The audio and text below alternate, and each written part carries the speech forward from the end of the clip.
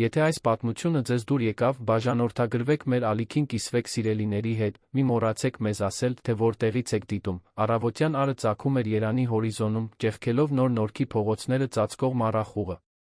21-ամյա Լուսինե Հարությունյանն արդեն ոտքի էր կանգնած, պատրաստելով երիցուկի թեյը դեղերը բաժանելով իր տատիկի, մայր Զուլեյդայի համար, ով սրտի հետ կապված խնդիրներ ուներ։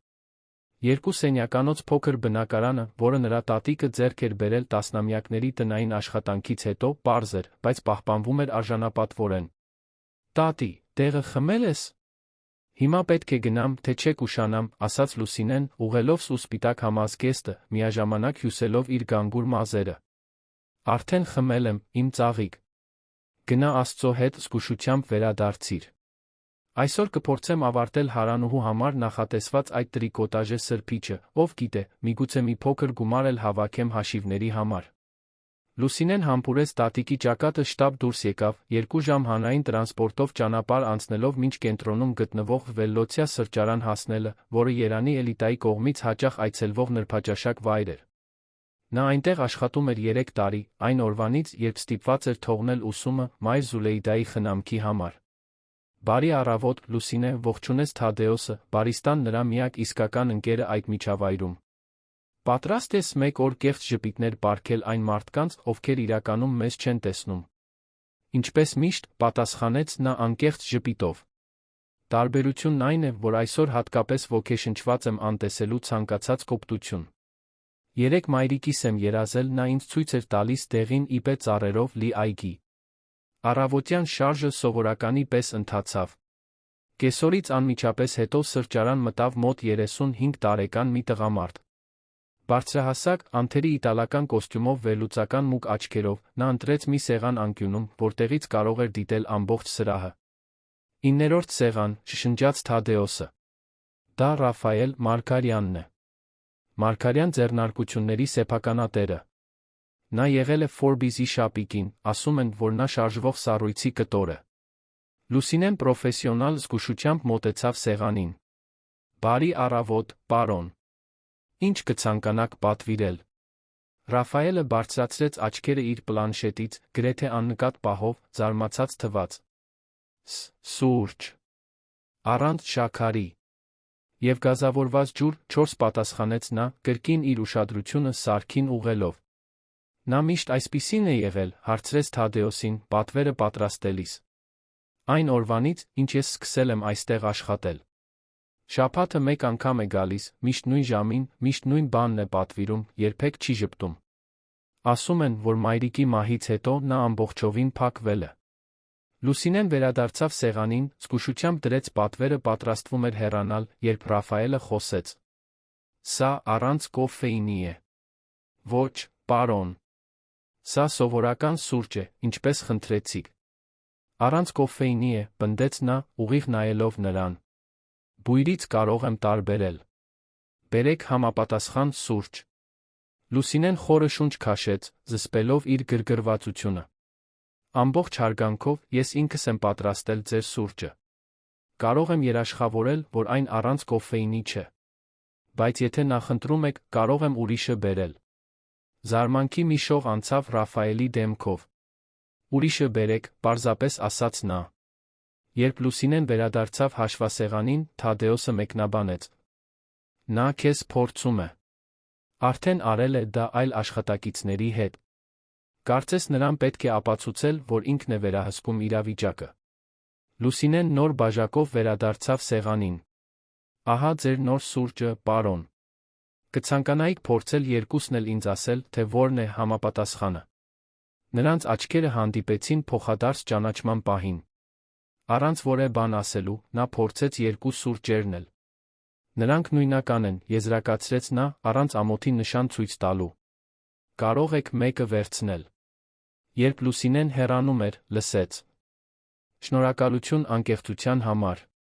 Հաջորդ շաբաթ Ռաֆայելը վերադարձավ, բայց այս անգամ նա էսպրեսո պատվիրեց, հարցրեց նրա անունը։ Լուսինե Հարությունյան, պարոն։ Ռաֆայել, ասաց նա։ Պարզապես Ռաֆայել։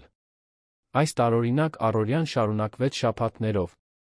Նա հայտնվում էր, պարզ պատվերներ էր տալիս, երբեմն բառեր էր փոխանակում Լուսինեի հետ, ոչ մի անձնական բան, պարզապես մեկնաբանություններ սուրճի, եղանակի կամ նորությունների մասին։ Մի անձրոտ չորեքշաբթի ամեն ինչ կտրուկ փոխվեց։ Ռաֆայելը իր սովորական սեղանին էր, երբ դուռը բացվեց, ներս մտնելով մի խումբ էլեգանտ կանայք, կարմիր շրթունքներով շիկահեր կնոջ գլխավորությամբ։ Ռեգինա, շշնջաց Թադեոսը։ Մարգարյանի նախկին ընկերուհին։ Ասում են, որ նա բաժանվեց, երբ հայտնաբերեց, որ նա միայն իր փողերն էր ուզում։ Ռեգինան հաշվարկված ժպիտով մոտեցավ Ռաֆայելի սեղանին։ Ռաֆայել, սիրելիս։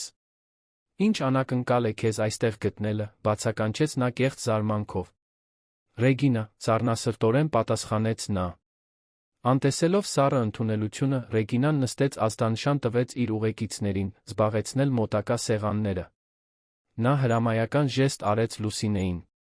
Դու այնտեղ, բեր ինձ մի չոր մարտինի, նույնը իմ ընկերուհիների համար։ Կներեք տիկին, մենք ալկոհոլային խմիչքներ չենք մատուցում մինչ ժամը 16:00-ը, քաղաքավարի պատասխանեց Լուսինեն։ Ռեգինան նրան նայեց, կարծես հենց նոր էր նկատել նրա գոյությունը։ Դու գիտես, թե ով եմ ես, հարցրեց նա սառը ժպիտով։ Ես այդ արտոնությունը չունեմ, տիկին։ Ռեգինա, միջամտեց Ռաֆայելը։ Եթե սրճարանը այս ժամին խմիչքներ չի մատուցում, վստահ եմ, որ դու կարող ես ուրիշ տարբերակ ընտրել։ Խմբի վրա լարված լռություն տիրեց։ Ռեգինան իր հայացքը հառեց Լուսինեի վրա, գնահատելով նրան։ Շատ լավ։ Բերեք հասմիկի թեյի։ Եվ համոզվեք, որ ջուրն իսկապես տաք է։ Հաջորդ մեկ ժամվա ընթացքում Լուսինեն դիտում էր նրանց միջ դինամիկան։ Ռեգինան անդադար խոսում էր, երբեմն դիպչելով Ռաֆայելի ձեռքին, ով միավանք պատասխաններ էր տալիս, տեսանելիորեն անհարմարավետ զգալով։ Երբ Լուսինեն անցավ բաժակները հավաքելու, Ռեգինան բացեց իր պայուսակը, պատահաբար գցեց իր ձեռքի հայելին, որը կոտրվեց։ Օհ, ինչ աղետ, դրամատիկորեն բացականչեց նա, հայացքը հառելով Լուսինեին։ Դու կարող էիր ավելի զգույշ լինել սեղանը մատուցելիս։ Ես սեղանին ոչ մի բանի չեմ դիպել, տիկին։ Ինձ ստախոս ես կոչում, Ռեգինայի ձայնը բարձրացավ, գրավելով մենեջերի ուշադրությունը, ով մոտեցավ։ Ինչ-որ խնդիր կա։ Այստեղ, հարցրեց Մովսեսը։ Այս աշխատակիցը չափազանց կոպիտ է, հայտարարեց Ռեգինան։ Եվ հիմա տեսնում եմ, որ իմ ապարանջանը բացակայում է։ Վստահ եմ, որ այն կրում էի, երբ ներս մտա։ Զարմանքի շշուկ անցավ սրճարանով։ Ռեգինայի ընկերուհիներն արագորեն հաստատեցին, որ տեսել են ապարանջանը նրա դաստակին։ Տիկին, ես ձեր ոչ մի բան չեմ վերցրել, ասաց Լուսինեն, զգալով, թե ինչպես է խուճապն աճում։ Նրա հայացքն ակամա փնտրեց Ռաֆայելի հայացքը, ով դիտում էր անթափանց դեմքով։ Պարոն Մովսես, հասկանում եմ, որ ձեզ պետք է բոլոր տեսակի մարդկանց աշխատանքի ընդունել, բայց միգուցե խելամիտ կլինի ավելի ուշադիր ստուգել նախապատմությունը։ Մենեջերը, վախեցած ազդեցիկ հաճախորդների ներկայությունից, դիմեց Լուսինեին։ Միգուցե պետք է ստուգենք ձեր պահարանը, պարզապես այս թյուրիմացությունը պարզելու համար։ Ինչ։ Ոչ։ Սա նվաստացուցիչ է, լիովին անարդար։ Լուսինեն կրկին նայեց Ռաֆայելին, հուսալով, որ նա կմիջամտի, բայց նա լուռ մնաց, աչքերը հառած սեղանին։ Զգալով դավաճանված այդ լռությունից, Լուսինեն քանդեց գոգնոցը, շպրտեց այն հաշվասեղանին։ Ես չեմ ենթարկվի դրան։ Ես այստեղ աշխատել եմ 3 տարի, առանց որևէ միջադեպի։ Եթե հենց նոր ծանոթացած հաճախորդի խոսքն ավելի արժեքավոր է, քան իմ հեղինակությունը, ապա ես այստեղ անելիք չունեմ։ Այս խոսքերով նա վերցրեց իր պայուսակը, դուրս եկավ դռնից, անտեսելով մենեջերի կանչերը։ Դրսում անձրն ուժգնացել էր։ Տաքսու համար փող չունենալով, չափազանց վիրավորված հպարտություն ունենալով, Լուսինեն քայլում էր անձրի տակ, արցունքները խառնվում էին դեմքից հոսող կաթիլներին։ Այն, ինչ նա չնկատեց, այն կերպարն էր, ով հեռվից դիտում էր նրան, փողոցի մյուս կողմում կայանված շքեղ մեքենայի ներսում։ Ռաֆայել Մարգարյանը, այն մարդը, ով ոչ մի բառ չէր ասել նրա պաշտպանության համար, հիմա հետում էր նրան աչքերով, որոնք տարիների ընթացքում առաջին անգամ ցույց էին տալիս զղջում։ 3 օր էր անցել Վելլոցիաս սրճարանում տեղի ունեցած միջադեպից։ Լուսինեն թերթում էր թերթի հայտարարությունները խոհանոցի փոքրիկ սեղանին, մինչ նրա տատիկը ձվով քուսքուս էր պատրաստում։ Աղջիկս, պետք է ինչ-որ բան ուտես, ասաց մայր Զուլեյդան, ափսեն դնելով նրա առջ։ Քաղցած չեմ, տատի, բայց կուտեմ, խոստանում եմ։ Ճշմարտությունն այն էր, որ հաշիվների հետ կապված մտահոգությունները ծանր էին Լուսինեի վրա։ Կվարձավճարը 10 օրից պետք է մարվեր, մայր Զուլեյդայի դեղերը վերջանում էին, իսկ վառարանի հետում թաքցրած Մուրաբայի տարայի մեջ եղած խնայողությունները հազիվ կբավարարեին 2 շաբաթ։ Զանգը ընդհատեց նրա մտքերը։ Լուսինեն պատուհանից նայեց կաթվածահար եղավ, տեսնելով Ռաֆայել Մարգարյանին կանգնած փոքրիկ քիվի տակ, նրա վերարկուն ծայրերից թրջված։ «Ինչ ես անում այստեղ», հարցրեց նա դուռը բացելուց հետո, առանց զականությունների մասին անհանգստանալու։ «Կարող եմ ներս մտնել», խնդրեց նա, նրա ձայնն ավելի մեղմ էր, քան Լուսինեն երբեք լսել էր։ «Ինչո՞վ»։ «Եկել ես տեսնելու, թե ինչպես են ապրում այն աղքատները, ում օգնում ես նվաստացնել։ Եկել եմ ներողություն խնդրելու։ Եվ առաջարկություն անելու»։ «Լուսինե՞։ Ո՞վ է, աղջիկս», հարցրեց մայր Զուլեյդան խոհանոցից։ Դժկամությամբ Լուսինեն ավելի լայն բացեց դուռը։ «Լավ է, որ ներս մտնեք։ Ոտնամանը թրջվում է»։ Ռաֆայելը տատանվելով մտավ ներս, նրա աչքերը շրջում էին փոքրիկ բնակարանով, առանց դատողության, պարզապես հետաքրքրությամբ։ «Տատի, սա սրճարանից ծանոթ է»։ Մայր Զուլեյդան հայտնվեց խոհանոցի դռան մոտ, հենվելով իմպրովիզացված ձեռնափայտին։ «Ինչ անակնկալ։ Մի բաժակ սուրճ կխմեք»։ «Շքեղ չէ, բայց շատ սեր ունի»։ «Հաճույքով, տիկին», քաղաքավարի պատասխանեց Ռաֆայելը։ «Տատի, պարոն Մարգարյանը մնալու համար չի եկել։ Նա պարզապես…» «Իրականում, եթե դժվարություն չէ, այո, կընդունեմ։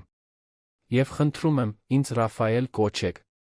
Մինչ մայր Զուլեյդան սուրճ էր պատրաստում, Լուսինեն անվստահությամբ նայեց Ռաֆայելին։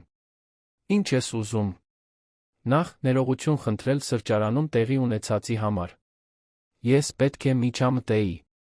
Գիտեի, որ Ռեգինան ստում էր, ճանաչում էի նրա հնարքները։ Բայց լուռ մնացիր։ Ինչպես մյուս բոլորը։ Ես չեմ սպասում քո ներողամտությանը։ Բայց ես ունեմ մի առաջարկություն, որը կարող է օգնել ձեզ երկուսիդ»։ Մայր Զուլեյդան վերադարձավ սուրճով, Ռաֆայելը բացատրեց։ «Ես եկել եմ ձեր թոռնուհուն աշխատանք առաջարկելու։ Իմ տանը»։ «Ինչ», բացականչեց Լուսինեն։ «Ինձ պետք է մեկը, ով կկազմակերպի իմ անձնական օրակարգը, կօգնի ինձ տնային հարցերում։ Իմ նախկին օգնականը թոշակի է անցել։ Եվ կարծում ես, որ ես կհամաձայնվեմ քեզ համար աշխատել այն բանից հետո, ինչ տեղի ունեցավ։ Աշխատավարձը կլինի 3 անգամ ավելի, քան դու ստանում էիր սրճարանում, օրինական արտոնություններով առողջության ապահովագրությամբ, որը տարածվում է ընտանիքի անդամների վրա»։ Ծանր լռություն տիրեց սենյակում։ Լուսինեն գիտեր, թե ինչ էր նշանակում այդ առաջարկը, բուժում իր տատիկի համար, ֆինանսական անվտանգություն։ Բայց կինը չափազանց բարձր էր թվում, իր արժանապատվությունը։ «Ինձ ձեր բարեգործությունը պետք չէ», պատասխանեց նա։ «Դա բարեգործություն չէ, դա առաջարկություն է, հիմնված ձեր կարողությունների անկեղծության վրա, որոնք հազվադեպ հատկություններ են այսօր»։ Մայր Զուլեյդան մեղմորեն հազաց։ «Իմ թոռնուհին հպարտ է, պարոն Ռաֆայել։ Բայց նա խելամիտ է։ Կարող եք մեզ մի պահ մենակ թողնել»։ Ռաֆայելի հեռանալուց հետո մայր Զուլեյդան բռնեց թոռնուհու ձեռքերը։ «Գիտեմ, որ վիրավորված ես, բայց պետք է գործնական լինենք։ Այս մարդը եկել է այստեղ, անձրի տակ, մի թաղամաս, որից նրա նման մարդիկ սովորաբար խուսափում են։ Դա շատ բան է ասում նրա բնավորության մասին։ Իսկ եթե դա պարզապես մեղք է։ Կամ եթե նա այլ մտադրություններ ունի։ Կարծում ես, որ քո ծեր տատիկը չի ճանաչում երկրորդական մտադրությունները։ Ես ամբողջ կյանքում աշխատել եմ հարուստների տներում։ Սա նման տեսակ չի թվում։ Բացի այդ, այս աշխատավարձով դու կարող ես վերադառնալ ուսմանը։ Եվ ես վերջապես կարող եմ անել այդ վիրահատությունը»։ Այդ խոսքերը հարվածեցին Լուսինեին որպես բռունցք, ստամոքսին։ Տատիկի շարժունակությունը բարելավելու վիրահատությունը շատ ավելի թանկ էր, քան նրանք սովորաբար կարող էին հավաքել։ Խորելուց հետո Լուսինեն բացեց դուռը, որտեղ Ռաֆայելը սպասում էր անձրի տակ։ «Ես ընդունում եմ ձեր առաջարկը։ Բայց պայմաններով, պաշտոնական պայմանագիր, անհապաղ առողջության ապահովագրություն իմ տատիկի համար, ճկունություն նրան այցելելու համար, հստակ ըմբռնում, որ ես աշխատանք եմ ընդունում, ոչ թե վաճառում իմ արժանապատվությունը»։ Ռաֆայելի շրթունքների անկյունում գրեթե ժպիտ հայտնվեց։ «Կատարելապես ողջամիտ։ Երբ կարող եք սկսել։ Երկուշաբթի։ Երկուշաբթի ժամը 7:00-ին արծաթագույն Մերսեդեսը կայանվեց նոր Նորքի նեղ նրբանցքում։ Վարորդը Հակոբը հարգանքով վերաբերվեց Լուսինեին, նրան հանձնեց մի թղթապանակ իր պայմանագրով առողջության ապահովագրության փաստաթղթերով։ Մարգարյանների առանձնատունը վեր խոյացավ արաբկիրում, դասական էլեգանտությամբ դրսից, ժամանակակից մինիմալիզմով ներսից։ Կարմելա Հովհաննիսյանը, խիստ տնտեսուհին, Լուսինեին ընդունեց քննադատական գնահատականով։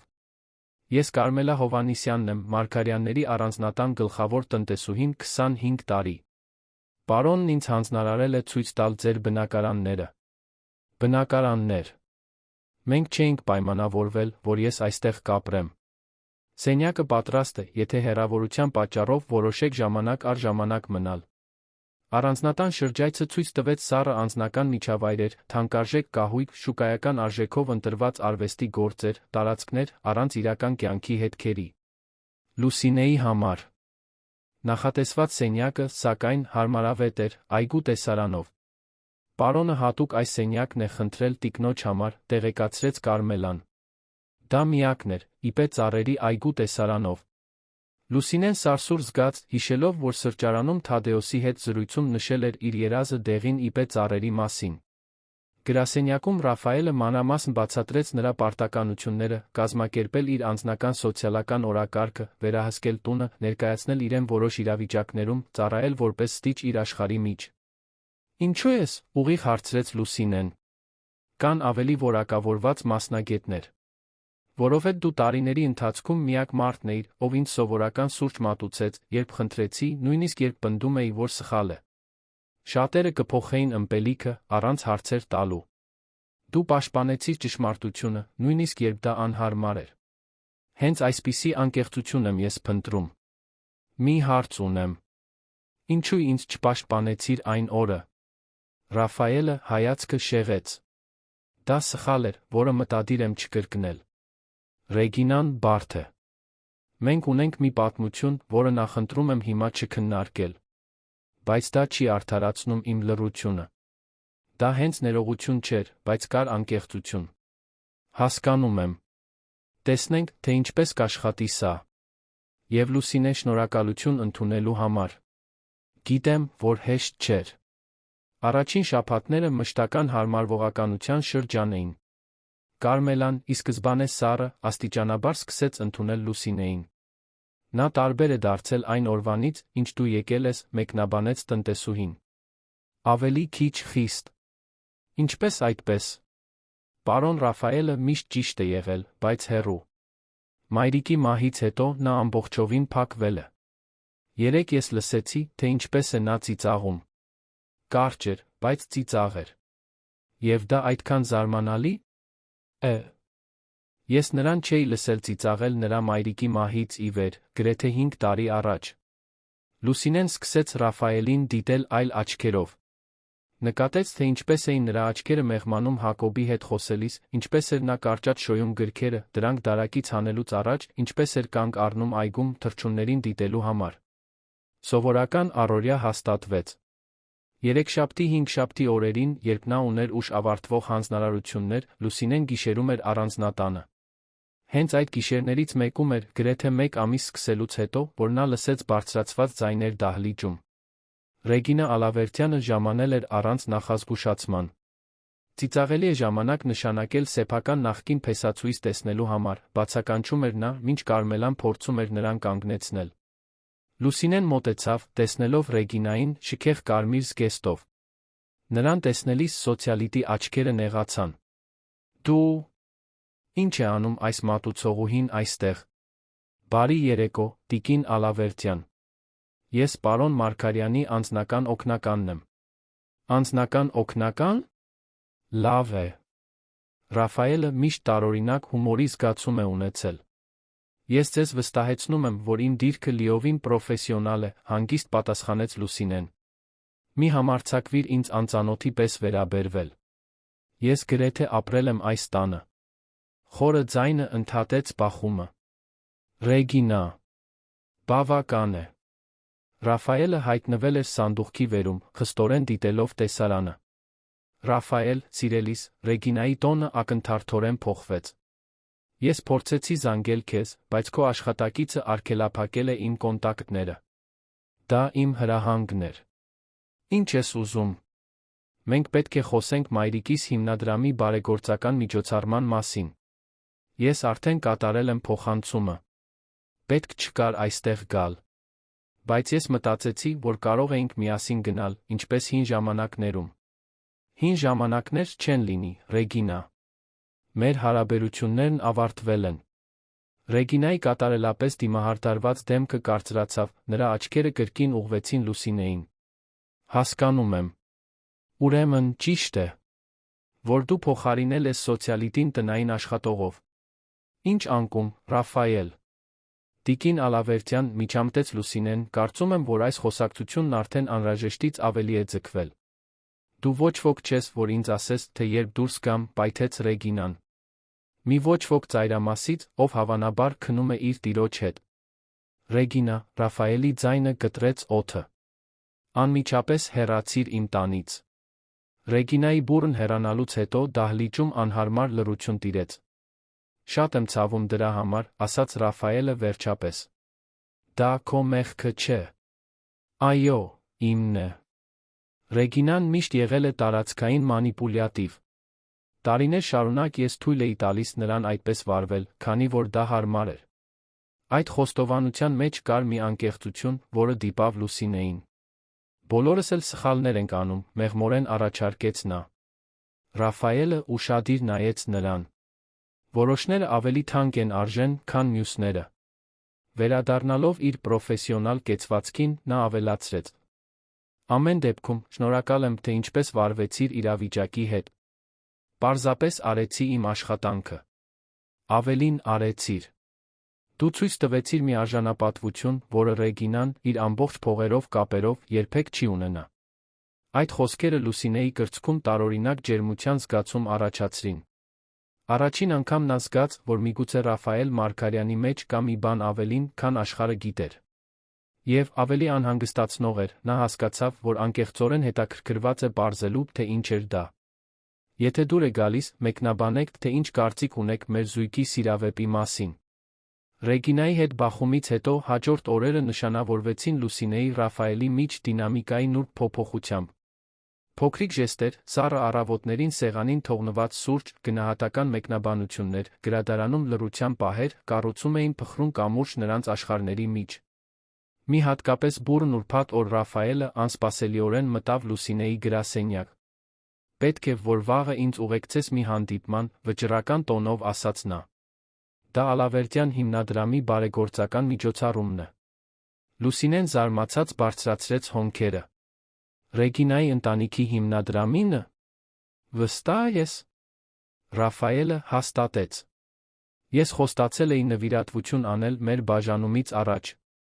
Անխոհեմ կլիներ չներկայանալ, հաշվի առնելով Ալավերդյանների կապերը պոտենցիալ ներդրողների հետ։ Բայց այն բանից հետո, ինչ տեղի ունեցավ այստեղ, իմ ներկայությունը ավելի շատ լարվածություն չի առաջացնի։ Հենց դրա համար էլ ուզում եմ, որ ինձ ուղեկցես։ Ռեգինան պետք է վերջնականապես հասկանա, որ մեր հարաբերություններն ավարտվել են, որ ես հարգում եմ քո դիրքն այս տանը։ Որպես քո անձնական օգնական, թե՞։ Ինչպես, հստակորեն։ Ռաֆայելը կարճատ շփոթված թվաց։ Որպես իմ խորհրդատու։ Բայց կհասկանամ, եթե նախընտրես չգնալ, հաշվի առնելով անցյալը։ Առաջին անգամ էր, որ նա իրական ընտրություն էր առաջարկում։ Այս հարգալից ժեստը Լուսինեի որոշման վրա ավելի շատ ազդեցություն ունեցավ, քան որևէ պրոֆեսիոնալ փաստարկ։ Կգնամ։ Բայց ես համապատասխան հագուստ չունեմ այդպիսի միջոցառման համար։ Արդեն մտածել եմ այդ մասին։ Վաղը մոդայի խորհրդատու կգա մի քանի տարբերակով։ Համարիր դա քո մասնագիտական արտոնությունների մի մասը։ Այդ գիշեր, նոր-նորքի իր տուն վերադառնալիս, Լուսինեն մայր Զուլեյդային գտավ իր սիրելի սերիալը դիտելիս։ Ինչպես անցավ քո օրը, իմ ծաղիկ, հարցրեց տատիկը։ Լուսինեն բացատրեց միջոցառման մասին, փորձելով անկաշկանդ թվալ։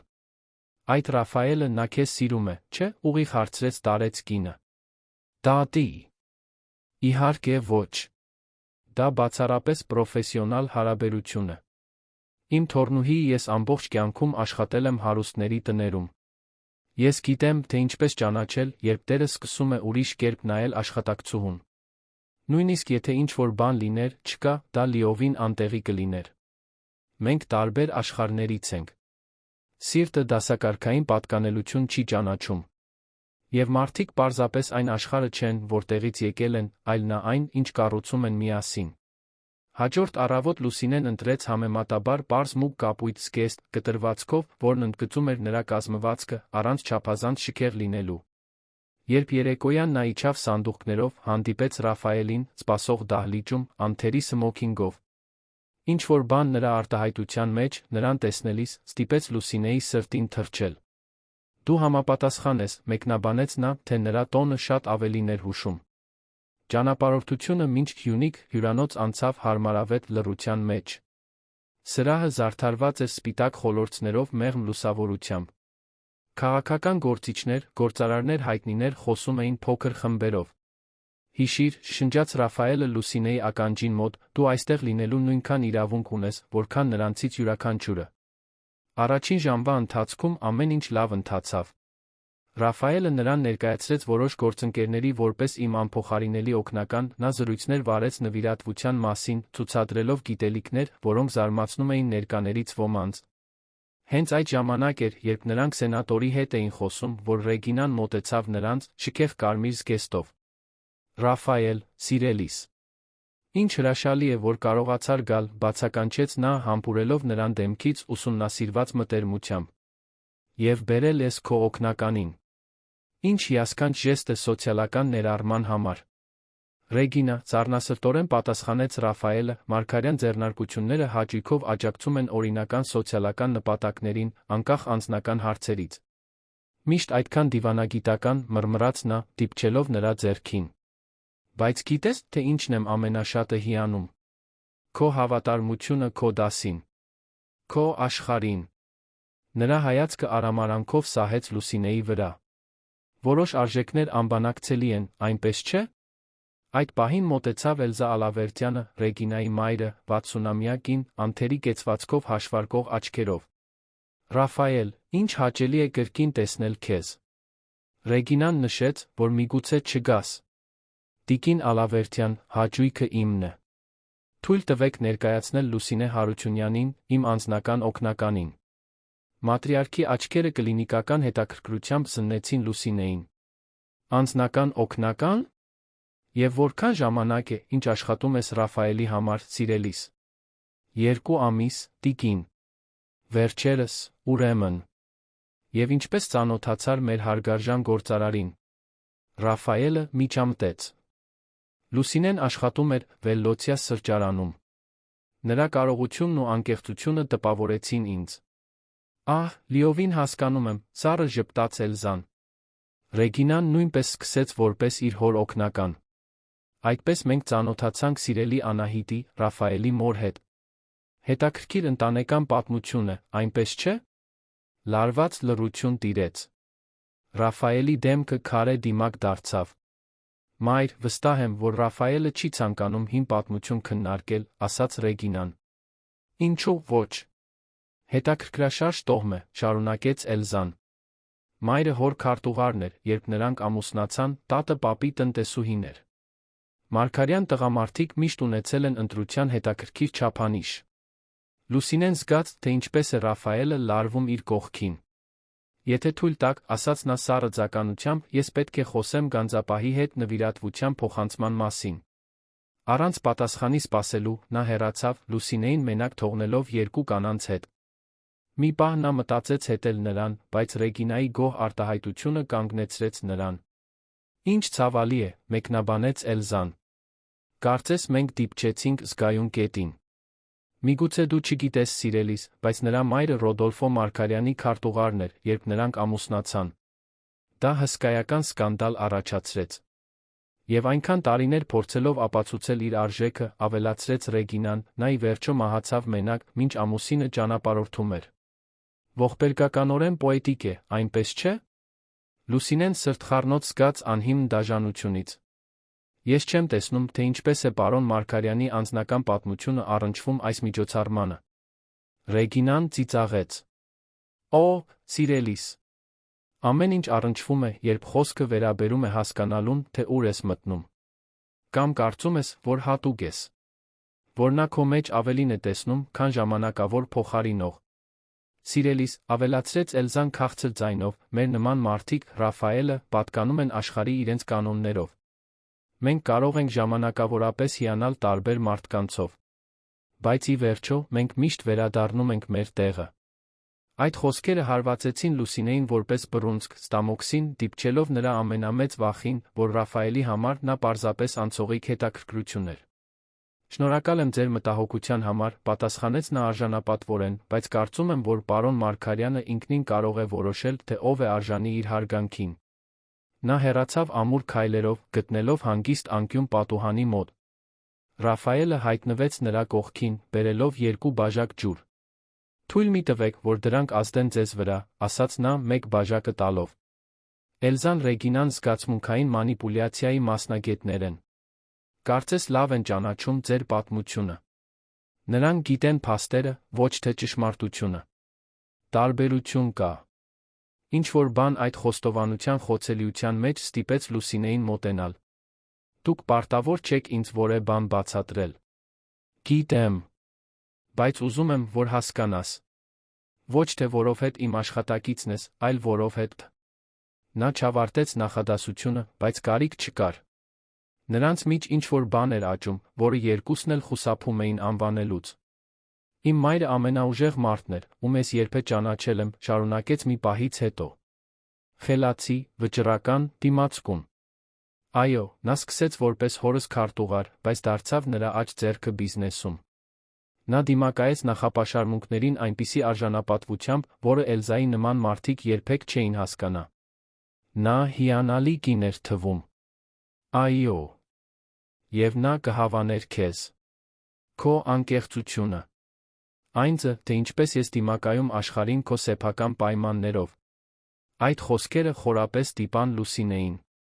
Նրանք կանգնած էին կողք կողքի, դիտելով ներքի քաղաքը, կապված մի բանով, որը բառերով հնարավոր չէր արտահայտել։ Երեկոյի մնացած մասն անցավ առանց միջադեպերի։ Ռաֆայելը պաշտոնական ելույթ ունեցավ, կատարեց նվազագույն սոցիալական պարտականությունները, Ռեգինայի հիասթափության համար, հայտարարեց, որ պետք է հեռանան։ Վերադարձի ճանապարհին հարմարավետ լռություն էր տիրում մեքենայում։ Շատ եմ ցավում, որ քեզ դրան եմ ենթարկել, ասաց Ռաֆայելը վերջապես։ Դա քո մեղքը չէր։ Եվ այնքան վատ չէր, որքան կարող էր լինել։ Այնուամենայնիվ, ես չպետք է քեզ այդ իրավիճակում դնեի։ Ինչու խնդրեցիր, որ գնամ։ Ճշմարտությունը։ Ռաֆայելը նայեց նրան, նրա դեմքը մասամբ լուսավորված էր քաղաքի լույսերով։ Որովհետև երբ դու իմ կողքին ես, ես ինձ ավելի ուժեղ եմ զգում։ Ավելի ունակ եմ դիմակայել Ռեգինայի Էլզայի նման մարդկանց, առանց հիշողությունների դառնությունների մեջ կորչելու։ Շնորհակալություն ինձ վստահելու համար, պատասխանեց Լուսինեն, հուզված խոստովանության անկեղծությունից։ Երբ նրանք հասան առանձնատուն, արդեն կեսգիշերն էր անցել։ Չափազանց ուշ էր Լուսինեի համար նոր-նորք վերադառնալու համար, ուստի նա համաձայնվեց մնալ իր համար պատրաստված սենյակում։ Բարի գիշեր, Լուսինե, ասաց Ռաֆայելը սանդուղքի ստորոտում, իր ձայնում նոր քնքշությամբ։ Եվ շնորհակալություն ամեն ինչի համար։ Բարի գիշեր, Ռաֆայել։ Առաջին անգամ էր, որ նա օգտագործում էր նրա անունը, առանց պաշտոնական կոչման։ Ինչ-որ բան փոխվել էր նրանց միջ, մի արգելք էր ընկել, հեռավորություն էր կրճատվել։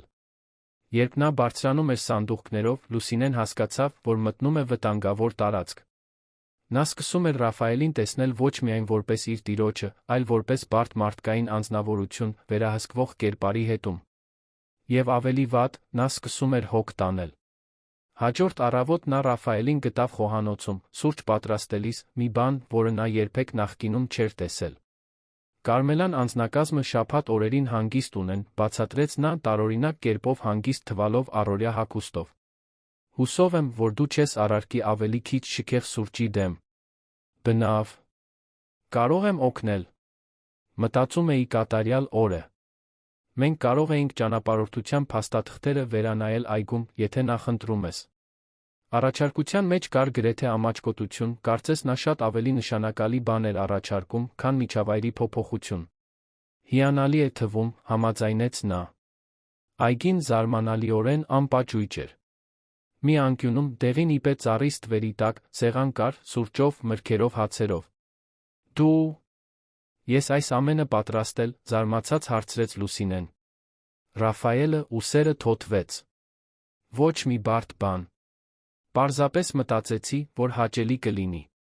Մինչ նրանք նախաճաշում էին, զրույցը բնականon հոսեց Գյումրիի ճանապարհորդությունից անցնելով անձնական պատմությունների, Ռաֆայելը մանկության հիշողությունների մասին իր մոր հետ, Լուսինեն այն մասին, թե ինչպես մայր Զուլեյդան մեծացրեց իրեն մորը դժբախտ պատահարում կորցնելուց հետո։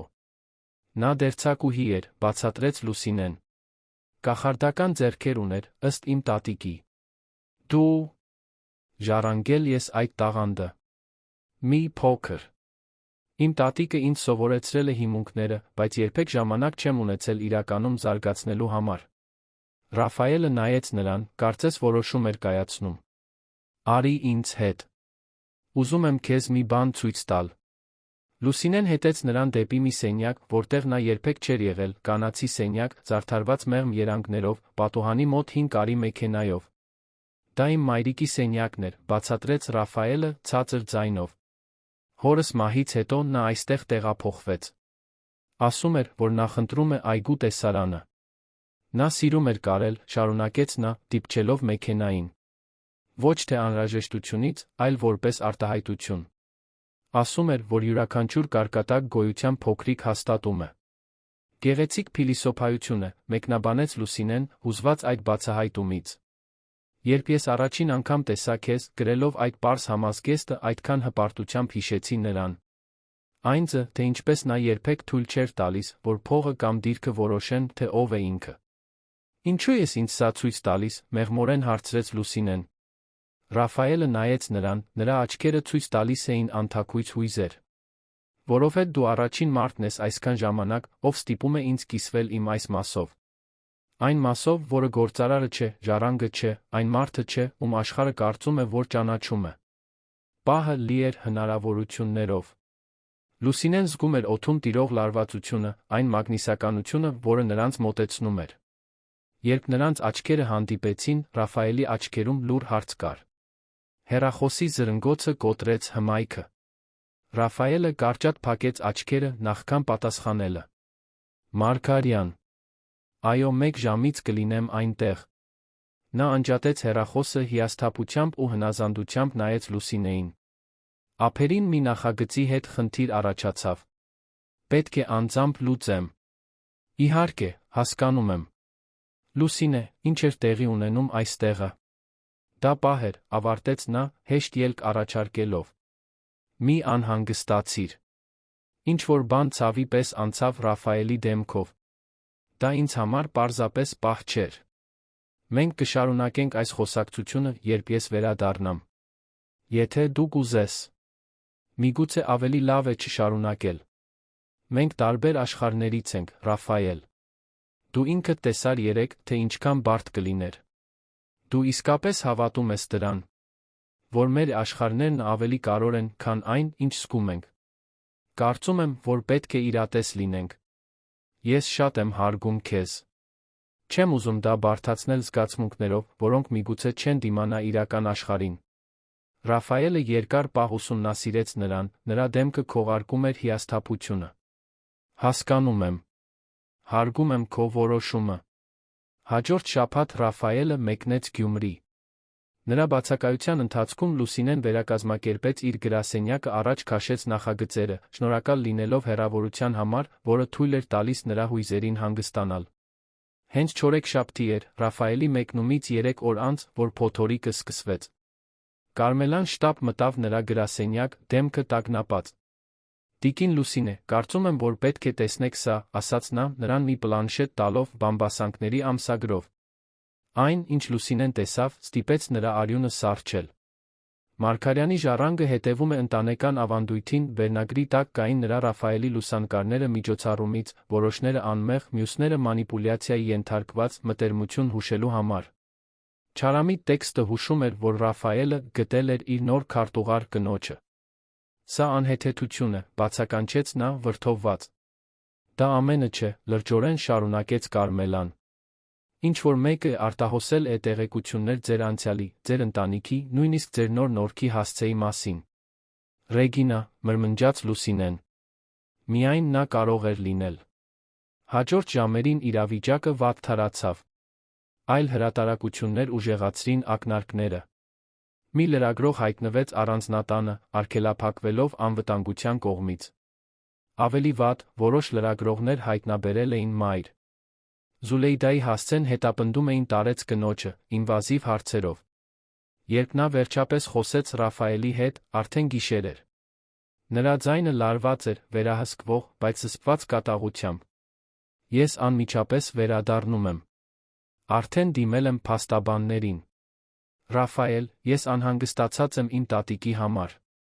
Ես արդեն անվտանգություն եմ ապահովել նրա համար։ Հակոբը նոր նորք է գնում նրան առանձնատուն բերելու համար։ Այստեղ ավելի հեշտ կլինի նրան պաշտպանել։ Դա միայն կվատթարացնի լուրերը։ Ինձ չի հետաքրքրում լուրերը։ Ինձ հետաքրքրում է ձեր երկուսիդ անվտանգությունը։ Մնացածին կարող ենք միասին դիմակայել։ Միասին բառը կախված էր նրանց միջ, լի իմաստներով։ Շնորհակալություն, որ չես հեռանում։ Լուսինե, ես երբեք չէի հեռանա, երբ դու ինձ պետք կունենայիր։ Այլս ոչ։ Այդ խոսքերում խոստում կար հղում սրճարանում տեղի ունեցած օրվան, երբ նրա լռությունը թույլ տվեց, որ նրան անարդարացիորեն մեղադրեն։ Մի քանի ժամ անց Հակոբը ժամանեց մայր Զուլեյդայի հետ, ով միաժամանակ շփոթված ուրախ էր իրավիճակից։ Իմ հայտնի թոռնուհի, բացականչեց նա գրկելով Լուսինեին։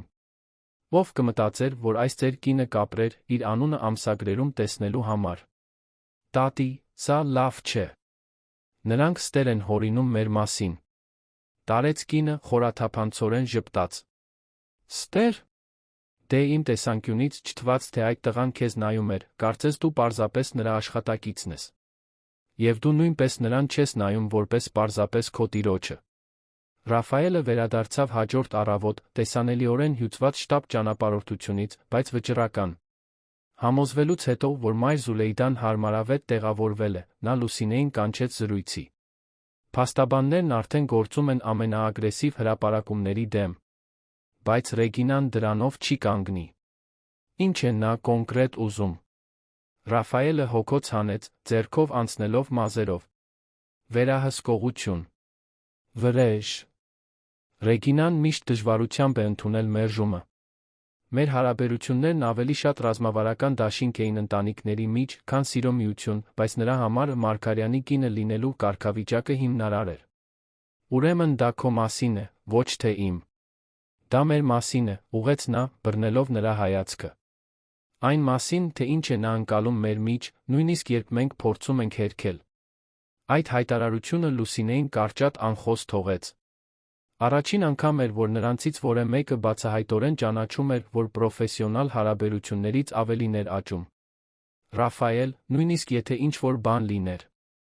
Դու տեսար, թե ինչ է տեղի ունենում, երբ տարբեր աշխարհներ փորձում են խառնվել։ Քո սեփական մայրը տուժել է դրանից։ Վճռականության շող հայտնվեց նրա աչքերում։ Իմ մայրը տուժեց, որովհետև իմ հայրը երբեք չունեցավ քաջություն, հասարակությանը դիմակայելու նրա համար։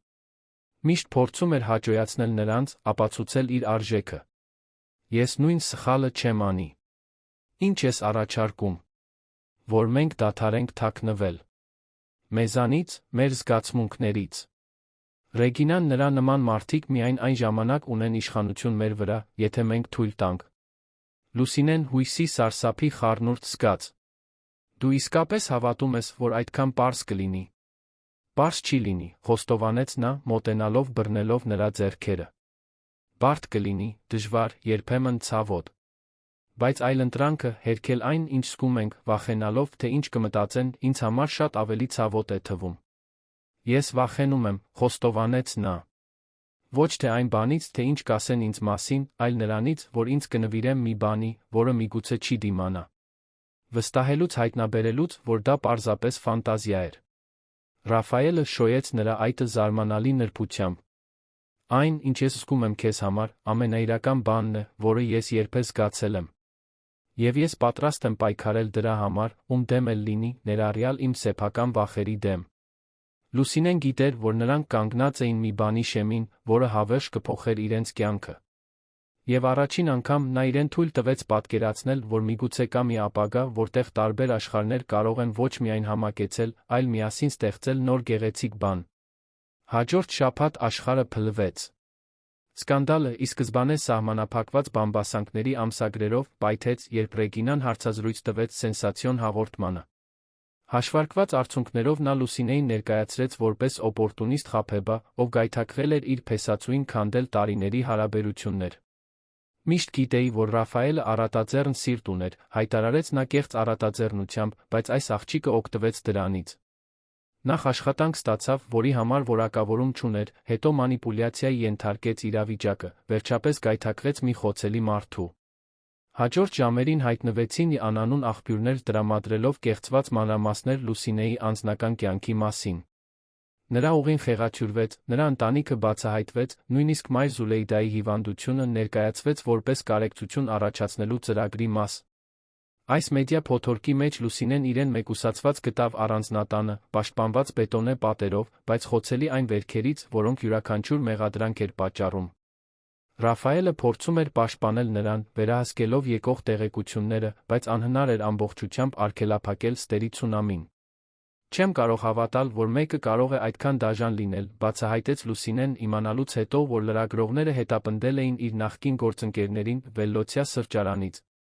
Ռեգինան միշտ անողոք է եղել, երբ նրան դիմադրել են, պատասխանեց Ռաֆայելը։ Դա ընտանեկան հատկանիշ է։ Ինչու այդքան ատելություն։ Ձեր հարաբերություններն արդեն ավարտվել էին, երբ ինձ հանդիպեցիք։ Պաշտոնապես այո, բայց Ռեգինայի համար ոչինչ վերջնական չէ, մինչ նա չորոշի։ Տարիներ շարունակ մենք պահպանում էինք մի հարաբերություն, որն ավելի շատ հարմար էր, քան սիրալիր։ Մեր ընտանիքները ծանոթ են սերունդներ շարունակ, մենք ընդհանուր արտրային շահեր ունենք, ամուսնանալը բնական ավարտ էր թվում։ Երբ հասկացա, որ ես ապրում եմ այն կյանքը, որը ուրիշներն էին ծրագրել ինձ համար, ոչ թե այն, ինչ ես էի ցանկանում, Ռեգինան չընդունեց։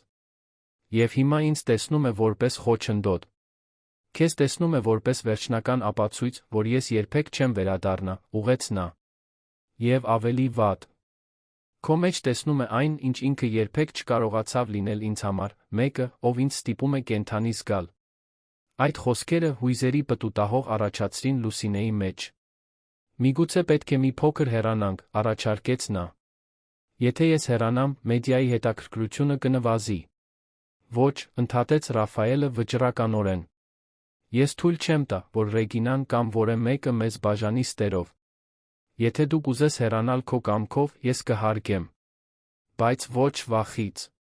Նրա ձայնի վճռականությունն անսասան էր, բայց Լուսինեն տեսնում էր խոցելիությունը նրա աչքերում, վախը, որ նա կարող էր հեռանալ։ Չեմ ուզում գնալ, խոստովանեց նա։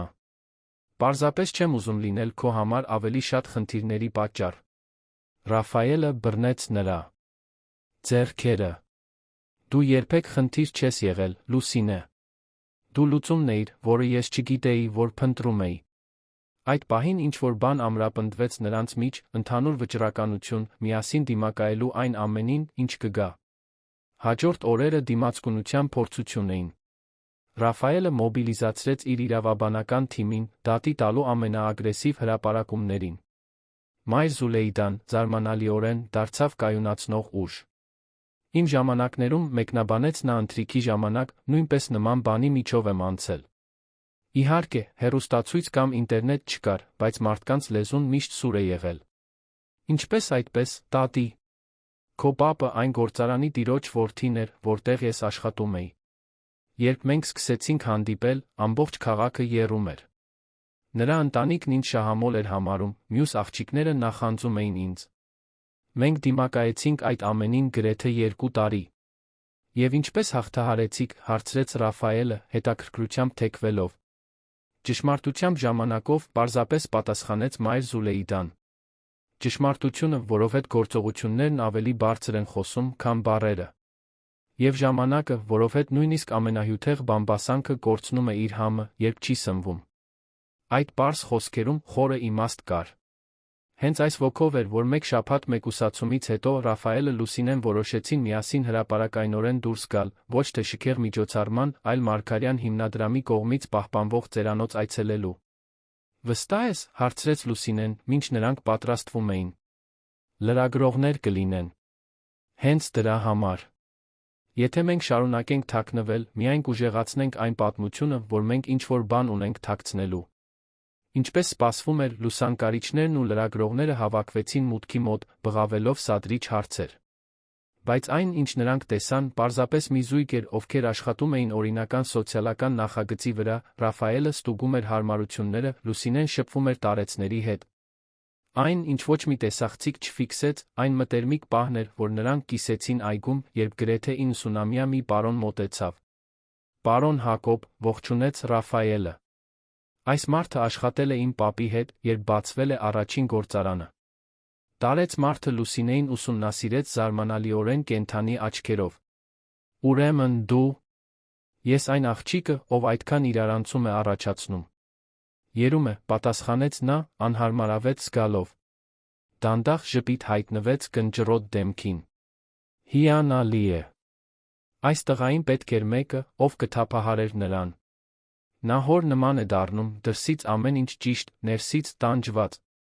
Ռաֆայելը կարճատ շփոթված թվաց, բայց շուտով ծիծաղեց մի ձայն, որը Լուսինեին ստիպեց զարմանքով նայել նրան։ Պարոն Հակոբը երբեք հայտնի չի եղել իր դիվանագիտությամբ, բացատրեց նա։ Ինչու ժամանակ վատնել զարդարանքների վրա, երբ քիչ է մնացել, հակադարձեց տարեց մարդը, աչքով անելով Լուսինեին։ Երիտասարդ, ես չգիտեմ, թե ինչ են ասում քո մասին, բայց ես գիտեմ, թե ինչպես ճանաչել, երբ մեկը լույս է բերում մյուսի աչքերին։ Եվ դու լույս ես բերել այս տղայի աչքերին։ Վերջում դա է կարորը։ Այդ խոսքերը խորապես դիպան Լուսինեին։ Առանձնատուն վերադառնալու ճանապարհին Ռաֆայելը երբեմն բռնում էր նրա ձեռքը։ Նա ճիշտ էր, մեկնաբանեց նա։ Լույսի մասին։ Քեզանից առաջ ես պարզապես գոյություն ունեի։ Չէի ապրում։ Այդ խոստովանության անկեղծությունը ստիպեց Լուսինեի սրտին արագանալ։ Պետք չէ ոչինչ ասել, շարունակեց Ռաֆայելը։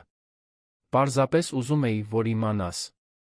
Անկախ նրանից, թե ինչ կլինի, դու հիմնարար բան փոխել ես իմ մեջ։ Հաջորդ շաբաթներին բնականորեն առաջացավ նոր ռազմավարություն։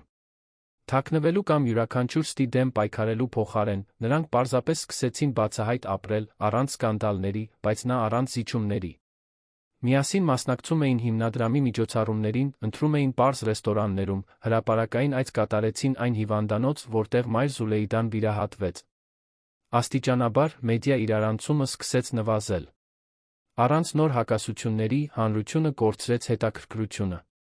Այլ պատմություններ զբաղեցրին նրանց տեղը վերնագրերում։ Ռեգինան, սակայն, պատրաստ չէր հանձնվելու։ Մի անձրոտ կեսօր նա առանց նախազգուշացման հայտնվեց առանձնատանը, պահանջելով խոսել Ռաֆայելի հետ, ով մեկնել էր Վանաձոր հանդիպման։ Ասեք նրան, որ պարոն Մարգարյանը չկա, հանձնարարեց տնտեսուհին Լուսինեին։ Ես չեմ գնա այստեղից, մինչ չխոսեմ Ռաֆայելի հետ, Ռեգինայի ձայնը արձագանքում էր դահլիճում։ Գիտեմ, որ նա այնտեղ է, հավանաբար թաքնված այդ էժան փոխարինողի հետ։ Լուսինեն որոշեց միջամտել։ Ես կխոսեմ նրա հետ։ Տիկին Լուսինե, կարծում եմ, որ խելամիտ չէ։ Պետք է դա վերջ տալ մեկընդմիշտ։ Ամուր քայլերով նա շարժվեց դեպի դահլիճ, որտեղ Ռեգինային գտավ տեսանելիորեն անհանգիստ վիճակում։ Միշտ անթերի, սոցիալիտը այսօր մի փոքր խառնված էր թվում։ Ռեգինա, Ռաֆայելը չկա։ Կարող եմ ինչ-որ բանով օգնել։ Կնոջ աչքերը նեղացան։ Դու… ինձ օգնել։ Ինչ կատակ։ Դու փչացրել ես իմ կյանքը, ոչնչացրել ես իմ ծրագրերը։ Ես ոչ մի բան չեմ արել։ Քո հարաբերությունները Ռաֆայելի հետ արդեն ավարտվել էին, երբ մենք ծանոթացանք։ Մենք պայմանավորվածություն ունեինք, փոխըմբռնում։ Մեր ընտանիքները, մեր շրջապատը, ամեն ինչ համահունչ էր մեր միությանը։ Հետո հայտնվում ես դու, քո մեծ անմեղ աչքերով քո հաղթահարման պատմությամբ, հանկարծ նա որոշում է ամեն ինչ դուրս նետել պատուհանից։ Ռեգինայի անդիմադրելիորեն բացահայտված խոցելիության մեջ կար գրեթե ցավոտ բան։ Ռեգինա, ես ոչ մի բան չեմ պլանավորել։ Նա իր սեփական ընտրություններն է կատարել, ինչպես դու, երբ որոշեցիր ինձ հրապարակայնորեն նվաստացնել։ Մի պահ թվում էր, թե ինչ-որ բան ներթափանցել էր Ռեգինայի զրահը, բայց արագորեն փոխարինվեց նոր վճռականությամբ։ Դա չի դի, հայտարարեց նա վտանգավոր ձայնով։ Ես Ռաֆայելին շատ ավելի լավ եմ ճանաչում, քան դու։ Ես նրան ժամանակավորապես հիացած եմ տեսել նախկինում։ Եվ երբ նորույթն անցնում է, երբ պարզ է դառնում, թե ինչ է նշանակում լինել լիովին այլ աշխարհից մեկի հետ, նա վերադառնում է այնտեղ, ինչ գիտի։ Այնտեղ, ուր պատկանում է։ Այդ խոսքերը հարվածեցին Լուսինեին հենց այնտեղ, որտեղ նրա անապահովությունները գտնվում էին։ Նկատելով ազդեցությունը, Ռեգինան սառը ժպտաց։ Արդեն տեղի է ունենում, այնպես չէ՞։ Դու արդեն սկսել ես նկատել։ Այն հայացքները, երբ միասին դուրս եք գալիս շուկները, այն ձեզ, թե ինչպես նա պետք է անընդհատ բաներ թարգմանի քեզ համար, զրույցներ, հղումներ, ներքին կատակներ մի աշխարհից, որին դու երբեք չես պատկանի։ Դա մեզ համար կարևոր չէ, պատասխանեց Լուսինեն, թե նրա ձայնը կորցրել էր վստահությունը։ Ահ, սիրելիս, իհարկե, կարևոր է։ Միգուցե հիմա կարևոր չէ, գրքի թեժ պահին։ Բայց ի վերջո, երբ իրականությունը հաստատվի։ Ռաֆայելը դաստիարակվել է ղեկավարելու, որոշակի միջավայրերում շրջելու համար։ Դու իսկապես հավատում ես, որ կարող ես նրան ուղեկցել այդ կյանքում։ Որ նրան չես ամաչեցնի որե կարևոր պահի։ Յուրաքանչյուր բառ հմտորեն մատուցված թույն էր։ Լուսինեն շնչահեղձ եղավ։ Ռեգինա, կարծում եմ, որ պետք է գնաս։ Սոցիալիտը ժպտաց, գոհունակ։ Իհարկե։ Պարզապես մի խորհուրդ։ Երբ նա անխուսափելիորեն հասկանա իր սխալը, մի սպասիր անկեղծ բաժանման։ Ռաֆայելի նման տղամարդիկ մասնագետ են դանդաղ անհետանալու մեջ, մինչ դու ստիպված լինես բաժանվել, արժանապատվությունը պահպանելու համար։ Այս խոսքերով Ռեգինան ուղղեց իր պայուսակը շարժվեց դեպի դուռը, ավելացնելով. Եվ երբ դա տեղի ունենա, մի սպասիր, որ ես նրան հեշտությամբ կընդունեմ։